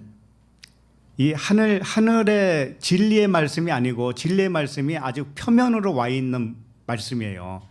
표면적 율법이에요. 그러니까는 아랫물에서 건짐을 받은 자예요. 그럼 건짐을 받은 모세는 뭐라는 얘기예요? 진리잖아요, 진리. 그렇죠? 모세의 겉모양은 땅이고 죄의 모양이에요. 육신이니까. 우리도 다 마찬가지예요. 육신은 죄의 모양이에요. 그러나 속에는 뭐가 있어요? 참 빛, 그리스도, 생명이 있단 말이에요. 생명. 그러니까 모세가 우리와 같아요, 틀려요? 같아요. 똑같아요. 밖에는 죄의 모양이지만 안에는 진리란 말이에요. 그와 같이 그런 존재에게서 온 말씀이 뭐라고 그런 거예요? 율법이라고 한 거죠. 율법. 그러면 율법은 뭐예요 또? 율법은 율법 역시 안과 밖이 있어요. 율법이 로고스와 같은 거예요. 여러분, 율법이 표면적인 율법, 이면적인 율법 이렇게 되는 거예요. 이제 로마서를 이제 보게 될 텐데, 표면적인 율법이 뭔가 하면은 행위예요. 행위의 법이에요. 행위의 법. 그럼 이면적인 율법은 무슨 법이 될까요? 믿음의 법이 돼요. 믿음의 법. 그러니까 법으로 따질 때 믿음의 법, 행위의 법 이렇게 되는 거예요. 행위의 율법과 믿음의 율법이 어디에 존재하고 있다고요? 율법 안에, 율법 안에. 그게 로고스란 말이에요. 로고스와 똑같은 거예요. 그러니까 모세도 이중구조로 되어 있죠. 율법도 이중구조죠. 안과 밖으로. 자, 그와 같이 은혜와 진리는 예수 그리스도로 말미암아 온 것이라 그랬죠, 지금. 자, 그러면 은혜와 진리는 이것도 이중구조잖아요. 그럼 은혜는 어디에 속할까요? 그렇죠, 예수죠. 그 다음에 진리는 그리스도. 자, 율법과 대조를 시키면 어떻게 될까요? 은혜는 율법의 겉입니까? 안에 겁니까? 겉에 거잖아요. 겉에 거. 표면. 표면이 은혜란 말이에요. 은혜. 우리가 이렇게 보이도록 나타났잖아요. 이 세상에. 이게 은혜라니까. 은혜. 이게 은혜예요. 선물이에요. 자, 그런데 은혜와 진리. 진리는 뭐예요? 율법 안에 있는 믿음의 법이란 말이에요. 율법의 표면은 행위의 법인데 율법의 이면의 법은 믿음의 법이에요. 그러니까 믿음의 법은 진리에 속한 거예요. 진리. 믿음 자체가 진리라는 뜻이에요. 아셨죠? 이렇게 이중구조로 계속 설명하고 있는 거예요. 이렇게 길게 설명한 이유가 뭘까요? 율법이 무엇인가를 확실히 하기 위해서였어요. 결국은 율법이 로고스예요. 말씀이에요. 근데 말씀이 로고스가 이중구조로 되어 있었죠? 그와 같이 율법도 이중으로 되어 있다 이거예요. 자, 그럼 율법의 마침은 뭐라고 그랬어요? 사랑이라고 그랬죠. 그러니까 율법의 마침이라고 하는 것은 겉과 속이 있는데, 율법은 겉과 속이 있는데 이것이 전부 이제는 들춰져서 알게 됐어요. 내가 이제 그걸 알아봐요. 율법을 보면서. 이 성경 66권을 보면서 이게 겉과 속이 있다라는 것을 다 알고 이제 읽어요. 그러면 그 사람이 뭘 소유한 자가 된 거예요? 사랑 하나라고요. 그래서 율법은 로고스라고도 하고 만물이라고도 해요. 만물도 이중구조잖아요. 항상. 만물. 그와 같은 거예요. 율법은 예수 그리스도와 똑같은 거예요. 또. 그러니까 율법의 표면은 행위의 법이라고 그랬죠. 행위의 법으로서 죽어주신 분이 누구예요? 예수님의 육신이잖아요. 육신. 예, 육신이 죽어주셨잖아요. 그리고 율법의 그 안에 있는 믿음의 법 있죠? 믿음의 법으로 살아나는 것이 누구로 살아난 거예요? 그리스도로 살아난 거죠. 이와 같다는 거예요. 이와 같이 율법은 나 한 사람 세상과 진리예요. 내 겉사람은 세상이라면 내 안에 믿음의 법으로 있는 나는 진리예요. 생명이에요. 참 빛이란 말이에요. 이와 같이. 그래서 율법은 항상 둘로 존재한다는 거 아시죠? 예. 그러니까 율법적으로 살지 말자라고 할 때는 어떤 율법으로 살지 말자는 뜻일까요? 그렇죠. 율법의 행위죠. 행위의 법이에요. 행위의 법은 뭔가 하면은 이 세상이 율법이라고 그랬죠. 이 세상이 율법인데 이 세상의 그 가치관, 겉에 있는 가치관이 있죠. 응? 육신으로 생각하는 그 가치관이 있잖아요. 요게 이렇게 사는 것 자체가 율법의 행위란 말이에요. 뭐 어떤 사람들은 그냥 무슨 종교 행위 안 하면 율법을 그냥 떠난 줄 아는 모양인데 그건 어린아이의 이야기란 말이에요. 그게 아니에요. 이 세상 사는 것 자체가 율법이었어요. 그런데 이 세상 겉으로 나타난 그 가치관대로 사는 것은 뭐예요? 그게 율법의 행위란 말이에요. 근데 믿음의 법으로 산다는 건 뭐예요? 율법 안에 흐르고 있는 생명, 진리, 그것을 깨닫고 사는 사람이 믿음의 법으로 사는 사람이란 말이죠. 예. 이와 같이. 그래서 이 모든 것을 깨닫고 보는 사람들이 깨닫고 사는 사람들이 뭔가 하면 사랑으로 사는 자가 되는 거예요. 사랑으로 사는 자. 자, 그러면 서론이 좀 길었죠? 그래도 1시간 남았어요. 로마서로 갑니다. 이제 로마서. 로마서 3장 25절. 자, 오늘 길게 한 이유는 다음 주에 할 것까지 미리 이렇게 이제 연결해서 보려고 그렇게 했던 거예요. 자, 그러면 로마서 3장 25절을 읽겠습니다. 자, 시작. 이 예수를 하나님이 그의 피로써 믿음으로 말미암는 화목제물로 세우셨으니 이는 하나님께서 길이 참으시는 중에 전에 지은 죄를 간과하심으로 자기의 의로우심을 나타내려 하심이니. 네. 자, 오늘 말씀은 겉과 속 뭐 이런 의미가 다 들어 있어요. 자, 이 예수를 하나님이 그의 피로써 믿음으로 말미암는 화목 제물로 세우셨으니, 이 말씀. 자, 여기 보면 이 예수를 그랬죠. 예? 예수라고 하는 직접적인 이름은 여기 이름이 아니고 다른 명칭으로, 그러니까 그 전부터 계속 예수 그리스도를 설명해 왔기 때문에 그분 할 때 예수라고 한 거예요. 자, 그 예수를 하나님이 그의 피로써 믿음으로 말미암는 화목 제물로 세우셨다. 예수는 로고스라고 그랬죠. 말씀이 육신이 돼서 오신 분이라고 그랬죠. 그러니까 예수님은 육신이죠. 그 다음에 말씀이죠. 예. 예수는 로고스의 밖에 부분이에요. 밖에 부분. 그리스도는 안에 부분이잖아요. 그러니까 밖에 부분이에요. 율법으로 말하면 율법의 표면입니까? 이면입니까? 표면이에요. 표면. 예수는 예수는 온 목적이 뭐예요? 진리를 증언하기 위해서 왔잖아요. 진리를. 그러죠? 진리가 뭔가 하면 그리스도로 설명하잖아요. 그리스도를 증언하기 위해서 오신 분이 예수예요. 예수. 자, 그러니까 그 예수님을 화목 제물로 세우신 이유는 뭐겠어요? 그리스도를 증언하는 일을 하게끔 한 거잖아요. 그리스도를 증언하는 일을 하는 것이 화목 제물로 세웠다라는 의미예요. 그래서 이 화목 제물, 자, 이걸 어떻게 생각하냐면 일반적으로는 예수님을 화목 제물로 세워서 십자가에서 죽으시고 그리스도로 부활했죠. 그래서 그 공로를 힘입어 우리도 구원받았다. 이게 일반적인 구원론 아닙니까? 그죠? 그분이 죽으시고 살아난 것처럼 나도 죽고 살아났어. 그분 덕분에, 그분의 공로 때문에. 이렇게 생각하는 것이 일반적인 구원론 아니냐고요. 그죠? 근데 예수님을 봤어요? 아니, 예수님이 죽었다 살아났다는 이야기는 있지만 봤냐고요? 경험했냐고요?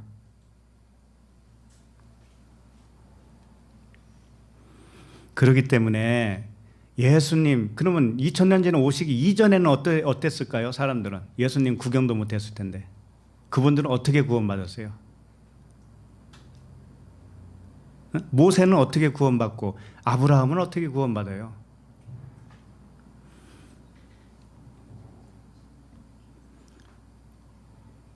일단은 화목 제물의 의미를 좀 살펴보도록 하겠습니다. 화목 제물의 의미. 이 화목 제물이라고 하는 단어는 힐라스테리온이라는 단어예요. 힐라스테론. 이게 신약 성경에 딱 2번 나와요. 2번 나와서 이 화목 제물 힐라스테론의 의미를 정확하게 알 수가 없어요. 이 단어를 많이 사용했으면 여기저기 다 훑어보면 알 수 있을 텐데 딱 2번밖에 없거든요. 2번이 있는데 한 번은 뭐라고 되어 있냐면은 속죄소라고 되어 있어요. 속죄소. 화목 제물이라고는 했지만 속죄소라고 되어 있어요. 그리고 언약 언약궤의 덮개라고 되어 있어요. 언약궤의 덮개. 지성소에 들어가면 언약궤가 있죠. 법궤가 있잖아요. 그 법궤를 뚜껑을 덮어요. 그 시은좌, 예? 시은소, 시은좌라고 그래요. 그 뚜껑. 그것을 화목제물이라고 하는 단어로 여기다가 번역을 해놓은 것뿐이에요. 그러니까 이 무슨 의미냐면은 법궤, 그 언약궤는 지성소에 있죠. 지성소에 있잖아요. 성소에 있어요? 지성소에 있어요? 지성소에 있어요. 지성소에 있고 법궤는 그 안에 뭐가 있어요? 네, 세 가지가 들어있죠. 세 가지가 들어있습니다. 아론의 쌍난 지팡이, 만나 돌판, 십계명 돌판, 이렇게 이게 세 가지가 뭔가 하면 삼일길을 의미하고 있어요. 예수님의 삼일길, 그 삼일길에서 완성하는 그 의미를 가지고 있어요. 언젠가 여기 그 설명을 해드렸을 거예요. 그래서 삼일길의 완성이 사랑 하나잖아요. 결론은. 그죠? 사랑 하나임을 가르쳐 주는 것이 뭐예요? 언약궤. 언약궤란 말이에요. 자, 그러면 사랑은 율법의 완성이죠. 자, 그러면 법궤 안에 세 가지가 있는데 그걸 보려면 뚜껑 열어야 돼요? 안 열어야 돼요? 열어야 돼요. 열고서 그 세 가지를 보면서 배워야 돼요. 응? 십계명 돌판이 뭐지? 아론의 쌍난 지팡이 뭐지? 만나가 뭐지? 이걸 다 배운단 말이에요. 배우고 나면은 무엇으로 완성이 되냐면은 사랑으로 완성이 돼야 돼요. 근데 그것을 그 괴짝 이름을 어떻게 붙였는가 하면은 언약궤죠. 언약궤. 말 그대로 언약이에요. 그러니까 이 세 가지를 다 배우고 나니까 아하, 이 세 가지는 하나님의 언약이었네. 그걸 알게 되겠죠. 아니, 십계명 돌판이 있는데 그게 십계명이죠. 십계명은 명령 아닙니까? 명령이죠. 1계명부터 10계명까지 명령이잖아요. 전부 다. 그런데 그걸 다 깨닫고 보니까 명령이 아니고 뭐라는 거예요? 예, 사랑, 언약이라는 거예요. 언약. 하나님의 언약. 자, 이렇게 완전히 다 깨닫고 나면 뚜껑을 닫아요? 열어놔요? 뚜껑을 닫을 거 아닙니까? 이제 그 닫으면은 그게 화목제물이 완성된 거예요. 응? 그게 예수라는 뜻이에요. 그게 예수. 그러니까 예수를 다 배우면 법궤 안에 그 세 가지를 다 배운 거예요. 예수님이 삼일길을 간다고 그랬잖아요. 세 가지로 간다 이거, 세 가지. 그러니까 예수님이 가는 그 여정이 뭔가 하면은 법궤 안에 세 가지를 다 설명한 거란 말이에요. 그랬더니 다 설명했으니까 이제 십자가에서 죽으시잖아요. 육으로 죽으시죠. 그게 뭐예요? 이제 끝났다. 마침이 일어났다. 그럼 사랑으로 완성된 거지. 이게 되죠? 그래서 뚜껑을 닫아요. 무덤에다 넣고 바위로 뚜껑을 닫아요. 닫죠? 예, 그럼 완성이잖아요. 그렇게 되면 사랑이 율법의 완성으로 된 거예요. 이것을 화목제물이라고 하는 겁니다. 그래서 예수를 화목제물로 세웠다라고 하는 뜻은 예수는 지성소의 법궤와도 같고 예수를 다 배워서 마치면 사랑 하나로 종결된다고 하는 뜻이에요. 그래서 십계명은 전부 다 뭐냐 하면은 명령이 아니에요. 하나님의 언약, 약속이란 말이에요. 하나님의 약속이에요. 하나님이 우리에게 명령을 할 필요가 있을까요? 없을까요? 응? 왜 없을까요? 하나님이 우리에게 명령을 할 필요가 없다고 했는데 그것을 아멘으로 받아들였어요? 근데 왜 그러냐고요? 왜 명령을 안 하시냐고요? 자, 명령을 한다고 하는 것은 하나님이 우리에게 명령을 한다고 하는 것은 우리에게 뭔가를 행하기를 원하시죠. 그래서 그 결과를 얻으시려고 하는 거 아니겠어요? 그렇죠? 결과를 얻어내려고 명령을 할 거 아닙니까? 명령을 한다고 치면. 그죠? 자, 그러면 하나님에게는 뭔가 부족한 것이 있다라는 것이 되겠죠. 그렇죠? 하나님에게 뭔가 필요한 것이 있으니까 우리에게 명령을 내려서 우리에게 결과를 가져가려고 하는 거잖아요. 그럼 하나님에게 뭔가 부족한 것이 있다라는 말이 되는데 그게 말이 맞아요? 안 맞죠? 하나님에게는 부족한 것이 있을까요, 없을까요? 전혀 없어요. 자, 그리고 우리 자신들이 한번 생각을 해봐요. 내가 무엇을 만들었습니다. 무엇을 만들었어요. 그러면 만든 대로 그것은 존재할 거 아니에요. 그렇죠? 만든 대로밖에는 존재 못하죠. 이 컵을 만들었으면 컵대로밖에는 얘는 존재 못하죠. 그런데 컵에게 내가 명령을 내려요. 너 여기서 저기까지 걸어가라. 안 걸어가기만 해봐라 너.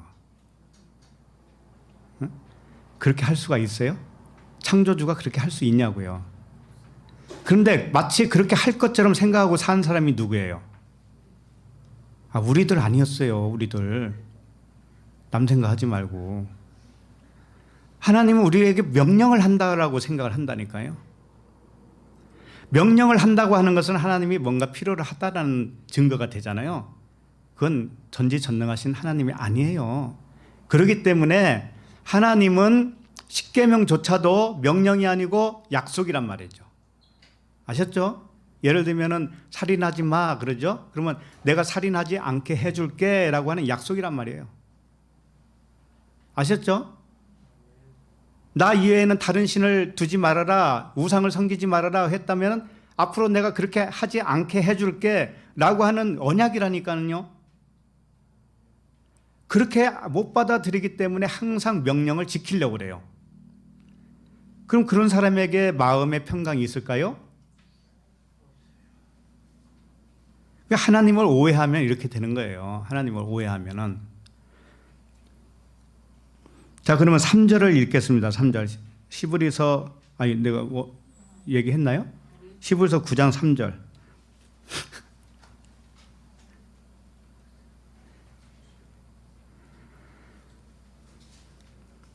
히브리서 9장 3절입니다.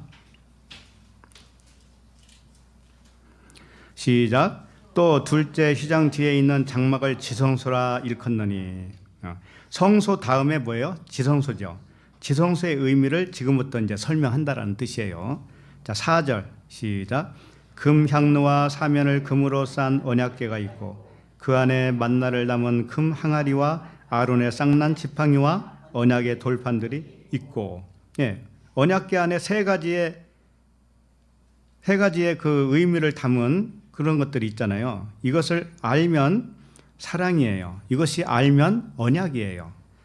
그래서 돌판은 율법의 십계명인데 십계명을 알고 보면 명령이 아니라 언약이라는 뜻이에요. 자, 그 다음에 5절을 읽겠습니다. 5절. 자, 시작. 그 위에 속죄소를 덮는 영광의 그룹들이 있으니 이것들에 관하여는 이제 낱낱이 말할 수 없느라. 자, 그 위에 속죄소를 덮는 영광의 그룹들이 있다고 했는데 속죄소를 덮는 이것이 뭐냐면은 아까 로마서에서 말하는 화목 제물이라고 하는 단어와 똑같은 거예요. 힐라 스테로운. 똑같은 단어예요. 속죄소. 그러니까는 예수를 화목 제물로 세웠다고 하는 것은 예수를 통해서 이 세 가지를 다 배우고 나면 그것이 사랑이다 라고 하는 거였어요. 그것이 그리스도다 라고 하는 거예요. 그것을 위에서 세웠다 이거죠. 그래서 언약궤 속죄소를 덮는 것이 화목 제물로 세운 것이고, 세웠다라고 하는 그 단어도 프로티데미아라고 하는 단어인데, 이게 세웠다라고 그냥 한국말로 써놨지만은 그거보다는 프로티데미아라고 하는 것은 앞에 놓았다, 앞에 놓고 배열했다 이런 뜻이에요. 그러니까 앞에 놓은 것은 항상 보이도록 놓은 거예요. 네? 뒤에 것은 뭐냐면 뒤에 숨어 있는 것은 하나님의 그 마음이잖아요. 사랑은 안 보이죠. 그렇기 때문에 항상 뭔가 보이는 게 앞에 있어야 돼요. 그게 법궤였다라는 뜻이에요. 알았죠? 그 법궤를 앞에다 놓고 가르친 거예요. 성전을 짓는 이유가 뭐예요? 그 성전을 통해서 하나님의 마음, 사랑을 가르쳤던 겁니다. 이것이 뭔가 하면은 앞에 놨다, 세웠다 이렇게 말씀을 한 거예요. 응? 그러니까 예수님의 그 증언, 예수님이 뭐라고 했냐, 내가 온 것은 진리에 대하여 증언하러 왔다 이렇게 말씀하셨죠. 그러니까는 이 속죄소 자체가 뭔가 하면 예수예요. 예수고 예수를 통해서 지금 우리에게 가르쳐주고 있는 것이란 말이죠. 그래서 성막, 성전 이런 것들을 다 배우면 그냥 예수를 배운 거예요. 그래서 배우고 나면 그리스도, 그것이 사랑으로 완결되는 겁니다. 자, 6절을 읽겠습니다. 6절, 7절을 읽겠습니다. 자, 시작. 이 모든 것을 이같이 예비하셨으니 제사장들이 항상 장막에 들어가 섬기는 예식을 행하고 오직 둘째 장막은 대제사장이 홀로 1년에 한 번 들어가되 자기와 백성의 허물을 위하여 드리는 피 없이는 아니하나니. 네. 성소와 지성소에서 드리는 예식 있죠. 네? 제사장을 통해서 드리는 예식. 그 예식은 모두 뭐가 있어야 된다는 거죠? 피가 뭐예요? 네. 물, 피, 성령은 하나라고 그랬죠. 네. 우리 안에 뭐가 있어요? 영이 있잖아요. 영, 진리, 빛이 있죠. 생명이 있잖아요. 그 피가 있어야 돼요. 자, 그러면 우리 안에 피가 있는데 피가 흘려야 돼. 이제 내 마음속에 빛으로 온 그 피가 있는데 무엇이 덮었어요? 육신의 생각. 그럼 육신의 생각이 찢어지면 휘장과 같이 휘장이 이렇게 찢어지잖아요. 그러면 성소와 지성소 사이가 이제 경계가 없어지죠. 그와 같이 찢어지면 그 안에서 뭐가 나와요? 피. 그것이 뭔가 하면은 예식이라는 거예요. 우리는 영과 진리로 예배하는 것이 바로 그 모습이에요.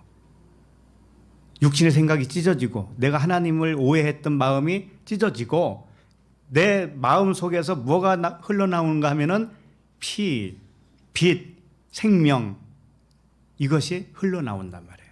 그래서 내 마음을 온통 적셔요. 그러면 내 육신의 생각이 이제는 없어져요. 구분이 안 돼요. 육신의 생각, 성소와 지성소가 이제는 경계가 없어졌어요. 무너졌다고요. 그냥 천국이 된 거예요. 그게 하나가. 그래서 이 모형으로 드리는 그 예식 있잖아요. 모형으로 드리는 예식에서는 동물의 피로 한 거잖아요. 예, 그게 진리의 피를 상징하기 위해서였던 겁니다. 그것이 다른 데 있는 게 아니에요. 우리 마음 속에 있었어요. 마음 속에서. 그것이 흘러나와야 되는 것이죠. 자, 그럼 8절을 읽겠습니다. 8절. 시작. 성령이 이로써 보이신 것은 첫 장막이 서 있을 동안에는 성소에 들어가는 길이 아직 나타나지 아니한 것이라. 그러니까 모형과 그림자인 첫 장막, 이게 이제 그 성막이고 성전이잖아요. 그 성전에서 드리는 그 예식. 이 예식으로는 성소에 들어갈 수 없다라는 거예요. 그 성소는 하늘의 성소를 의미하는 거예요. 진짜 마음에 있는 내 성소, 그 예식 가지고 겉으로 나타난 예식을 아무리 해봐야 내 속에 있는 하늘의 성소로 들어갈 수는 없다라는 거예요. 그러면 언제 하늘에 들어갈 수 있는가? 언제? 비유로 준 이 모든 모형과 그림자를 통해서 진리를 깨달을 때, 그때 하늘의 성소에 들어간 것이 되는 거예요. 우리 마음속에 있는 하늘에. 그래서 천국이라고 하는 거예요. 그걸. 자, 9절을 읽겠습니다. 9절 시작. 이 장막은 현재까지의 비유니 이에 따라 드리는 예물과 제사는 섬기는 자를 그 양심상 온전하게 할 수 없나니. 네, 이 장막, 그 성전에서 드리는 예식, 이 모든 것이 뭐예요? 현재의 비유란 말이에요. 비유. 그래서 이 비유를 아무리 비유만 해봐야 그것은 온전할 수가 없다. 아무리 새벽부터 가서 365일 동안 예배를 드린다고 해도, 거기서 제사를 드린다고 해도 그것은 우리를 마음을 온전케 해주는 것이 아니다. 거기서 깨달아져야 된다. 진리를 깨달아져야 된다. 그래서 그렇게 온전해주게 해주실 그 하나님의 계획은 뭔가 하면은 그 예수님을 화목 제물로 세웠기 때문에 예수님이 성전으로 오신 거예요. 성전. 그리고 아버지로 온 거예요. 성전이 아버지잖아요. 그러니까 예수님이 아버지라고 그러잖아요. 나를 본 자는 아버지를 보았거늘 그러죠. 이게 성전이에요. 육신으로 보여주신 성전이에요. 그 성전을 통해서 우리가 다 배우잖아요. 다 배우고 나면은 그 겉에 예수님은 더 이상 필요가 없는 거였죠. 그리고 내 안에 있는 성소로 내가 들어가는 거예요. 이제는. 그래서 예수님을 배워서 그리스도를 깨닫게 될 때 온전할 수 있다. 이제 그런 말씀입니다. 자, 그러면 본문으로 다시 돌아와요. 로마서 3장 25절로 다시 돌아와요. 자, 이 예수를 하나님이 그의 피로써 믿음으로 말미암는 화목 제물로 세우셨다. 이것은 뭐예요? 예수는 그리스도를 비유로 말하는 자였는데 비유, 모형, 그림자, 표적으로 하신 이 말씀이 예수님의 말씀이 화목 제물이었다라는 거예요. 화목 제물로 세웠다 그런 뜻이죠. 가르쳤다 이런 뜻이에요. 자, 그러면 이는 하나님께서 길이 참으시는 중에 전에 지은 죄를 간과하심으로 자기의 의로우심을 나타내려 하심이니 이제 이 말씀을 보도록 합니다. 하나님께서 길이 참으시는 중이라고 하는 것은 언제까지를 말하는 거냐면은 배우는 기간, 예수님을 통해서 배우는 기간, 성전을 통해서 배우는 기간. 뭘 배워야 돼요? 진리를 배우는 기간을 하나님이 길이 참으셨다 이렇게 표현을 했습니다. 이렇게 하는 목적은 뭐예요? 끝에 있죠? 하나님 자신의 의로우심을 나타내려 하십니다. 목적은 거기에 있습니다. 일단은 우리를 의롭게 해주는 데에 목적이 있는 게 아니라는 거예요. 뭐의 목적이 먼저 있어요? 하나님 자신이 의로우심을 나타내기 위해서 이렇게 비진리를 모형적으로 갖춰놓고 배우게 했다라는 겁니다. 자, 배우게 되면은 하나님이 의로우신 분이 맞네 이렇게 된다고요. 그렇게 되겠죠? 그러면은 나도 의롭게 해주시는 거예요. 그랬을 때. 자, 그러면은 여기서 한 가지 질문을 할게요. 하나님이 길이 참으셨다고 하는데 하나님은 참으시는 하나님이신가요? 네? 아니에요? 그러면 못 참는 하나님이에요? 그때 그냥 효부를 봐야 돼요? 뭐예요? 하나님은 어떤 분이세요 도대체가?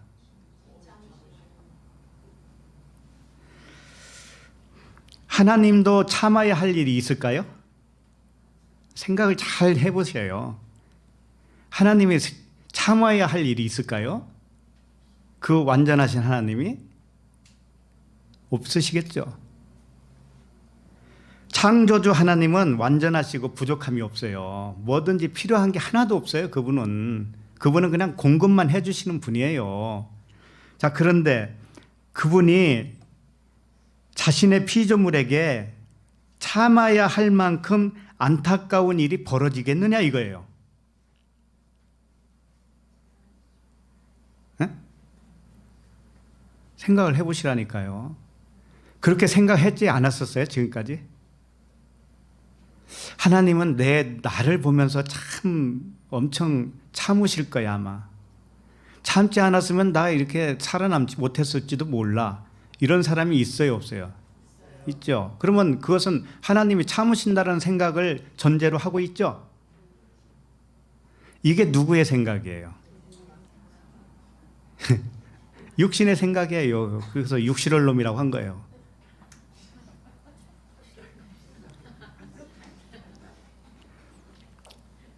육신의 생각은 하나님의 생각과 원수입니다. 원수.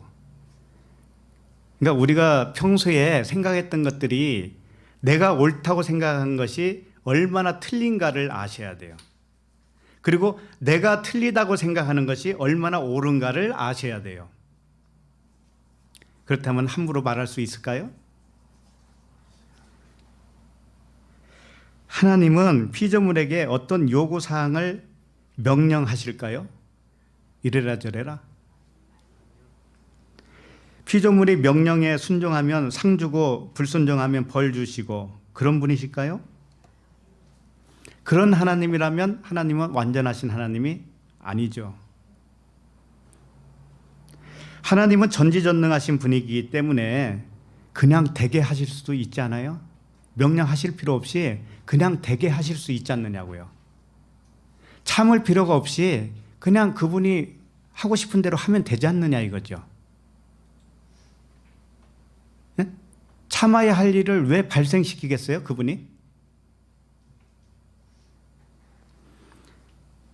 그래서 사람은 이렇게 하나님을 오해하면서 살아갑니다. 온 우주 만물이 누구 거예요? 하나님에게서 나왔습니다. 하나님 것이고 하나님에게서 나오셨고 그 안에 하나님이 신성으로 깃들어 계셔요. 온 우주 만물에. 그러면 나의 세포 속에도 하나님이 신성으로 계셔요. 그런데 그분이 무엇을 명령을 한다고 합니까? 그리고 그분이 무엇을 참는다라는 거예요, 도대체가.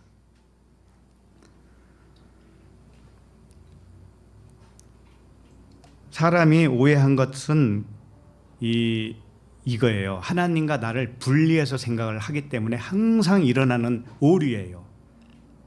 자, 하나님과 내가 분리되어 있으면, 나와 너로 분리되어 있으면 하나님이 나를 참을 수도 있을 수 있죠. 그죠? 근데 분리되지 않고 하나라고 생각하세요. 하나. 그럼 그분이 나고 나가 그분인데 내가 나에 대해서 뭘 참아요? 참을 게 뭐가 있어요?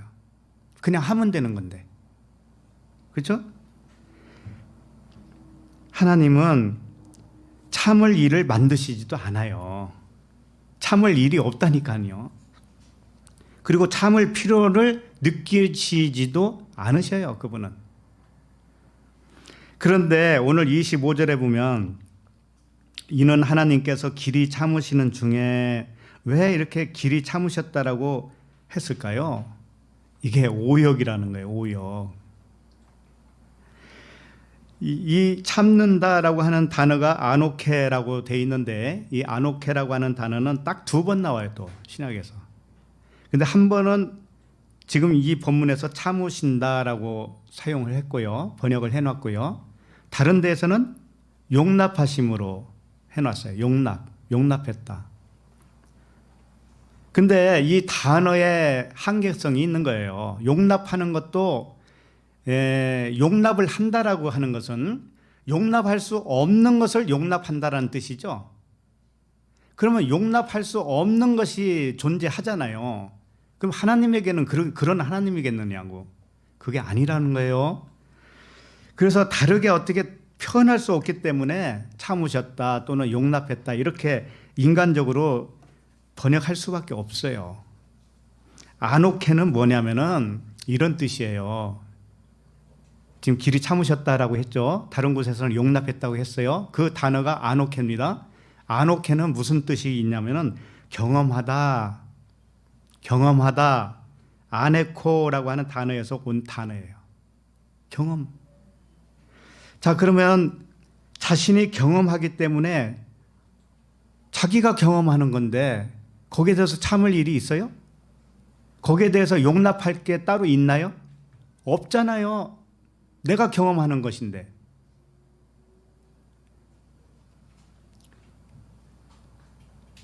자, 다시 한번 말씀을 드릴까요? 하나님이 나를 통해서 경험을 하시는 거예요. 그건 하나님이 작정을 하셨습니다. 그리고 하나님이 나를 통해서 한다라는 것은 내가 따로 있는 게 아니에요. 내가 따로 있는 게 아니라니까. 그냥 하나님, 신밖에 없어요. 신밖에 없어요. 우리는 다 신이라니까. 신밖에 없습니다. 그러면 신이 아닌 것을 경험하는 거예요. 신이 아니라고 하니까 또 이상한데, 다 신밖에 없어요. 하나님밖에 없어요. 그런데 신이 아니라는 것은 뭐냐면은 하나님이 사랑이신데 사랑이 아닌 반대편에 있는 것을 경험한다고요.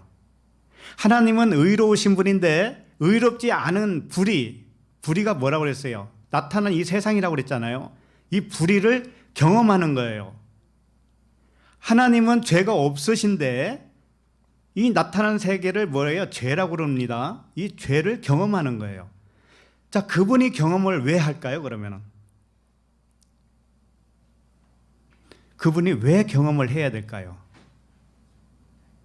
오늘 본문에 다 답이 있잖아요. 하나님이 의롭다 함을 하시려고 그랬다라는 거예요. 자기가 의롭다라는 것을 어떻게 증명하느냐 말이에요? 불의한 것을 경험해야 되는 거예요. 그분은 내가 선하다라는 것을 어떻게 인정을 받을 수가 있죠?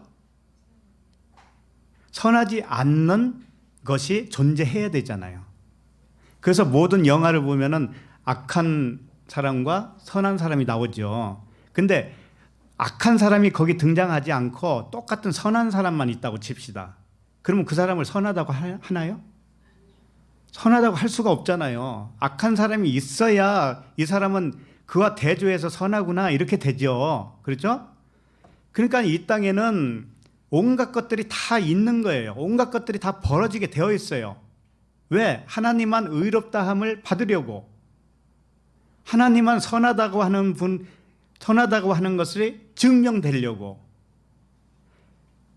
그러니까 하나님도 전에도 몇 번 말씀드렸지만 하나님은 모든 것이 완벽하게 처음과 끝으로 완전히 완벽하게 준비가 돼 있어요. 완성을 해놨어요. 그러나 하나님은 그것을 설계 도면으로 쳤을 때는 완벽하잖아요. 설계 도면으로. 그러나 건축가가 설계 도면을 하고 건축을 세우기 전까지는 건축을 경험해야 하네요. 못하잖아요. 건축이 되어야 맞네, 내가 설계한 대로 다 됐네, 내가 설계한 것이 이렇게 완벽한 거야, 그때 증명이 될 거 아닙니까? 그렇죠? 그래서 하나님은 모든 걸 다 하셔요. 모든 것을 완벽하게 처음부터 끝까지 다 있어요. 그런데 왜 경험을 하느냐? 이 경험을 통해서 주님은 아는 거예요. 내가 이 컵을 만들기로 작정을 했어요. 그래서 컵에 대한 도면이 다 있고 설계도가 있어요. 그림이 다 있어요. 그러나 이걸 만드는 거예요. 내가 만드는 경험을 하는 거예요. 만드는 경험을 함으로 인해서 이거 봐라 그러는 거예요. 이거 봐라, 내가 이 컵을 완벽하게 디자인했지 않느냐? 그때 증거가 돼요. 그때 자기가 의롭다라고 하는 거, 자신이 완전하다라는 것이 증명이 되어진단 말이에요. 아셨죠? 자, 그러면은 제가 그냥 읽어드립니다. 히브리서 4장 15절에 보면 우리에게 있는 대제사장은 우리의 연약함을 동정하지 못하실 리가 아니요 모든 일에 우리와 똑같이 시험을 받으신 이로되 죄는 없으시니라. 동정하지 못하실 리가 아니라고 그랬는데 이게 체험이에요. 체휼이라고 그러죠. 체휼은 뭔가 하면은 하나님만 체험하는 게 아니에요. 함께 체험한다는 뜻이야. 함께. 자, 하나님과 내가 하나이기 때문에 하나님과 내가 함께 경험하는 게 이 세상 인생살이 아닙니까? 그렇죠. 인생살이잖아요. 인생살이. 하나님의 인생살이를 경험한다니까요. 누구와 함께? 나와 함께. 그렇게 함으로 인해서 인생을 살아보니 인생은 꽝이구나. 결론이 그렇게 난다고요. 아셨어요? 인생은 모형에 지나지 않고 내 안에 마음에 천국을 짓는 것이 진짜구나. 이제 그렇게 알겠죠. 예. 밖의 것에 대해서 너무 연연을 하지 마세요. 내 안의 것을 짓는 게 목적이에요. 최종 목적이라고. 그래서 결론은 우리가 몸까지 다 벗고 가는 거 아니겠어요? 네. 뭘 남기겠단 말이에요, 여기다가. 남길 거 하나도 없어요. 물려주지도 마세요, 그냥 살다가 가요, 걔네들도. 잘 살다가. 뭘 물려줘요, 물려주기는. 신앙이나 물려주세요, 신앙.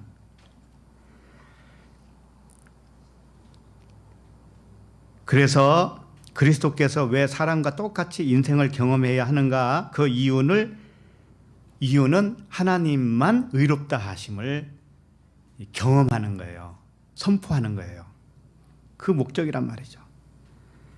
자, 그러면 죄가 있을까요? 없을까요? 죄라고 하는 것은 주님이 말씀하신 대로 저희가 나를 믿지 아니하며 그랬잖아요. 나가 그리스도 아닙니까? 진리를 믿지 않는 게 죄라는 거예요. 자, 그럼 오늘도 비진리와 진리를 지금 설명을 해드렸어요, 제가. 그러면 우리들 마음속에 내가 잘못 알고 있었던 것들이 있었을 거예요. 그게 비진리입니다. 그게 비진리예요. 그 비진리를 가지고 있는 것이 뭔가 하면 죄란 말이에요. 응? 죄가 다른 게 아니고 진리를 모르는 것이 죄라 이거예요. 그래서 그리스도와 함께 체험하는 이유를 진리로 깨닫고 있으면, 지금 하나님과 내가 지금 같이 경험하고 있어, 인생을. 이것을 깨닫고 있으면 죄는 그 사람에게는 존재하지 않아요. 그 사람은 죄가 없다고요. 이제는 이미 다 알았기 때문에. 예? 왜 인생이 왔는가, 왜 이런 경험을 해야 되는가를 이제는 알았죠. 그러면 그 사람은 죄가 없어요. 그게 죄사함이에요. 다른 게 죄사함이 아니라고요. 그래서 본문을 다시 보면 이는 하나님께서 길이 참으시는 중에 이렇게 되어 있는데, 참는 게 아니고 뭐라고 그랬어요? 경험하는 중에잖아요. 경험이라고 그랬잖아요. 하나님께서 함께 경험하는 중에 전에 지은 죄를 간과하심으로 이렇게 되어 있는데, 전에 지은 죄라는 게 뭔가 하면은 진리를 알아가는 그 기간을 말하는 거예요.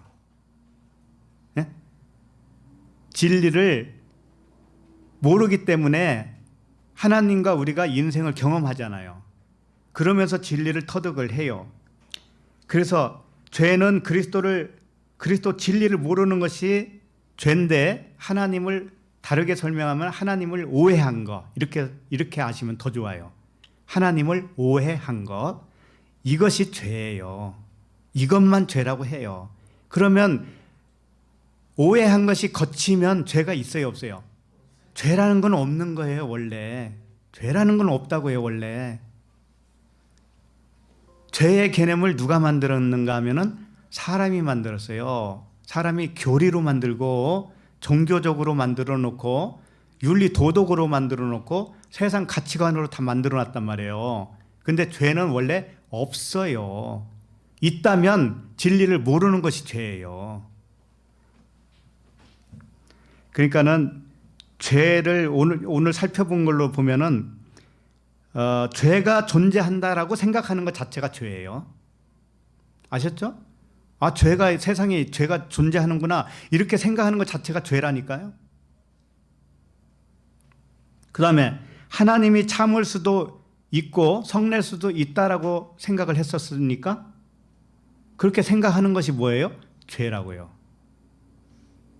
하나님에게 부족한 것이 있다라고 생각했습니까? 그래서 우리에게 뭔가를 요구한다고 생각했습니까? 그것이 뭐예요? 죄라고요. 그 생각이 죄라고요. 그래서 전에 지은 죄는 뭐예요? 예수를 화목제물로 세우고 다 배우는 기간을 말하는 거예요. 배우는 기간에 간과하심으로라고 그랬는데, 하나님은 사람이 만들어 놓은 죄를 죄로 여기지 않는다, 이런 뜻이에요. 간과했다라고 하는 것은 이게 넘어갔다, 지나갔다라는 뜻인데, 그냥 죄를 용서했다 이런 개념이 아니라니까요. 왜? 하나님은 죄가 죄로 여기지 않아요. 죄가 없는 것으로 알아요. 그분은 죄의 어떤 모양도 모른다고 그랬잖아요. 그 생각 나세요? 죄는 어떤 모양도 몰라요. 그분은 몰라요. 그럼 존재하지 않는다는 의미잖아요. 근데 사람만 이건 죄고 이건 죄가 아니고 이 조항을 만들어 놨다니까요. 사람만. 이게 하나님을 잔뜩 오해하고 있었던 마음이라니까요. 자, 이렇게 설명을 해도 절대 못 놔요. 그걸 못 내려놓는다고, 사람이.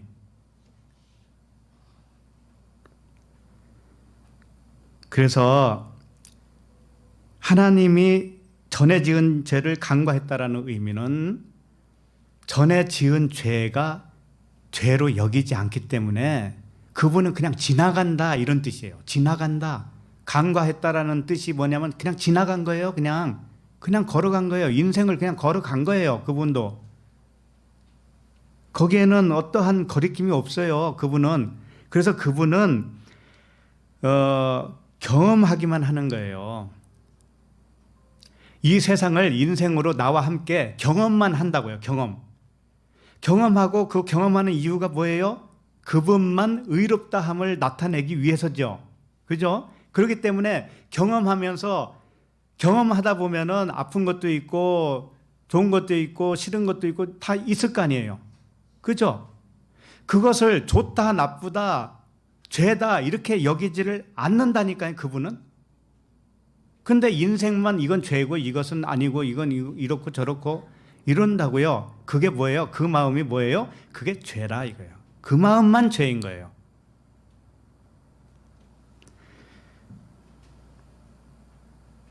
그래서 그분은 인생 경험을 우리와 함께 하시면서 관찰만 하시는 분이에요. 관찰이 뭐예요? 오늘 무슨 일이 일어났습니까?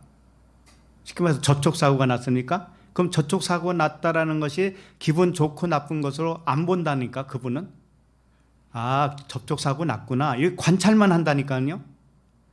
그분은 아픈 것이 와도요 고통으로 느끼지 않아요. 이게 선지자의 특징입니다. 아픈 것은 올 수가 있어요. 이 세상에서 인생 경험으로 아픈 것이 오지요. 그런데 고통은 안 된단 말이에요. 고통은 안 된다고 그분에게는. 그런데 아픈 것과 고통은 틀려요.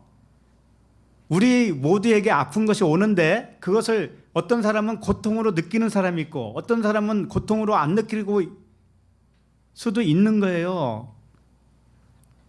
아셨죠? 그렇기 때문에 우리도 하나님을 닮은 우리들도 인생을 걸어가면서 관찰만 하시에요. 관찰. 어떤 경험을 하든지 간에 관찰을 하셔서 아, 하나님의 의가 이렇구나라는 것을 거기서 발견을 하세요. 하나님의 사랑이 이런 것이구나라는 것을 발견하세요. 인생 경험에서 나타나는 아픈 거, 쓰라린 거 이런 것들은 허상이라고 그랬잖아요. 허상. 그죠? 허상으로 아는 사람은 고통으로 다가오지가 않아요. 아프기는 아프지만 고통으로 느끼지는 않는다고요.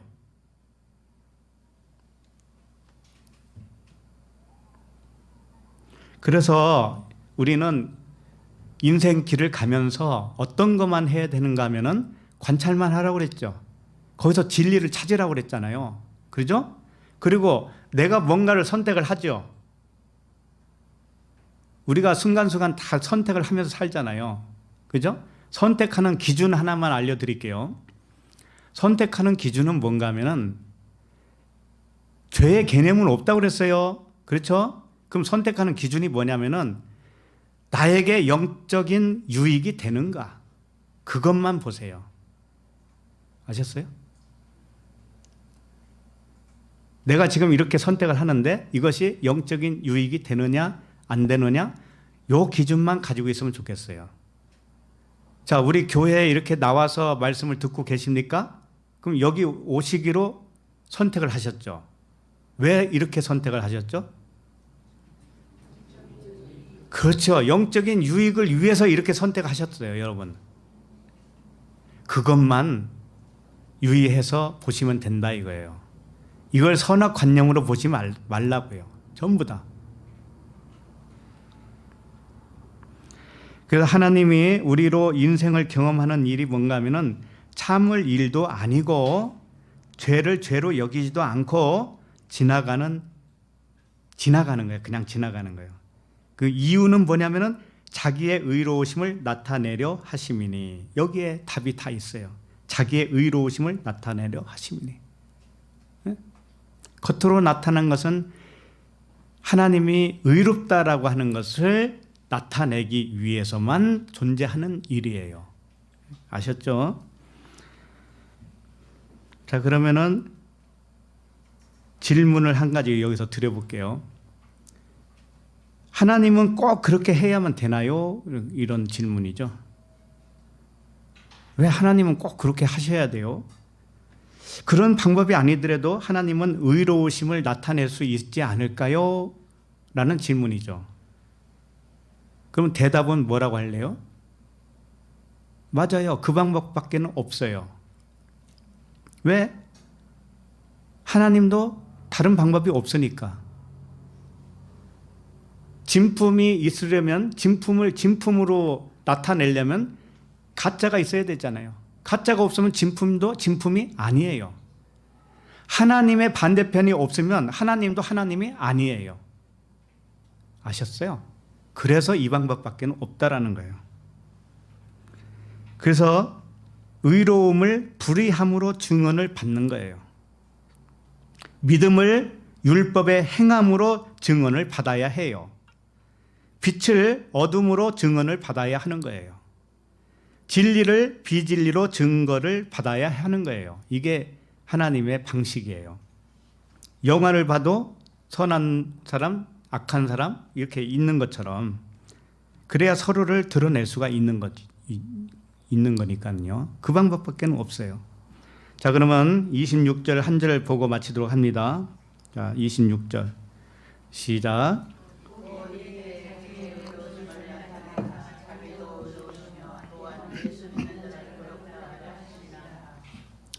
자, 이미 모두 다 설명했어요. 이 모든 말씀은 지금 하나님의 의로우심을 나타내기 위하여 인생의 모든 일을 나와 경험을 하는 거예요. 하나님이 나와 경험을 해요. 자, 그러니까 곧 이때에라고 하는 것은 뭐냐면은 그 경험을 하고 이 사랑이라고 하는 그 마침표를 찍을 때, 사랑으로 완성될 때 인생에서 배우는 게 뭐냐면 하나님의 사랑을 배우는 거잖아요. 하나님만 사랑이구나. 그래서 사람들한테 배신도 당해보고 돈도 뜯겨보고 다 그렇게 하는 거예요. 왜? 이 세상에는 선한 것이 없다라는 걸 알게 되면서 하나님만 선하다라는 것을 배우는 거란 말이에요. 그래서 이 세상은 항상 모자라게 나타나는 거예요. 네? 완벽하게 나타나지가 않아요. 이 세상은. 그러니까 하나님의 의로우심을 나타내기 위해서 인생이 왔는데 경험을 하는데 인생의 모든 경험을 해본 결과 세상은 하늘의 모형이다라는 것을 알게 됐고 실체는 영과 진리 하나님만 계시구나라는 걸 알았고 세상은 하나님만 의롭다함을 깨닫게 해주는 것이구나. 세상 자체는 표적이고 비유구나. 허상이구나. 이렇게 아는 거예요. 세상 자체는 가짜이고 내 안에 계신 하나님만 진짜구나. 이걸 아는 겁니다. 세상으로부터 온 육신의 그 생각 세 가지 있잖아요. 육신의 정욕, 안목의 정욕, 이생의 자랑. 이것이 뭐예요? 듣는 거, 보는 거, 말하는 거예요. 듣는 거, 보는 거, 말하는 것이 모두 허상이었네. 결론은 이렇게 되는 거예요. 진짜는 내 안에 계신 하나님만 진짜네. 이렇게 결론이 내어져야 되는 거예요. 그래서 깨닫게 된 진리의 말씀만이 진짜다. 이렇게. 그 26절을 다시 보면 곧 이때에 자기의 의로우심을 나타내사 자기도 의로우시며 또한 예수 믿는 자를 의롭다 하려 하십니다. 그런데 하나님과 예수 믿는 자가 함께 세상을 경험했잖아요. 그죠? 함께 경험을 했어요. 그리고 체험했어요. 그 결론이 하나님만 의롭다 함의 증거를 받았으니까 하나님은 의롭죠, 이제. 그리고 함께 경험한 하나님의 자녀들도 의롭다함을 얻을 수가 있죠. 예, 그 말씀이에요, 이게. 그러므로 하나님께 의롭다함을 얻은 그 배경이 뭔가 하면은 하나님과 자녀들이 함께 세상을 체험함으로써 하나님 자신만 의롭다함을 증거를 얻었기 때문에 나도 의롭다. 그래서 함께 참여한 우리들도 다른 이유가 전혀 없어요. 하나님은 의로우니 너도 의롭다. 하나님이 거룩하니 너도 거룩할지어다. 이 말씀 속에 다 들어있는 것이죠. 네, 기도하겠습니다. 하나님 아버지 감사와 찬양을 드립니다. 하나님의 은혜로 값없이 의롭다 하심을 얻은 그 이유와 배경 속에 알게 하시니 감사하고 믿음을 주시니 감사합니다.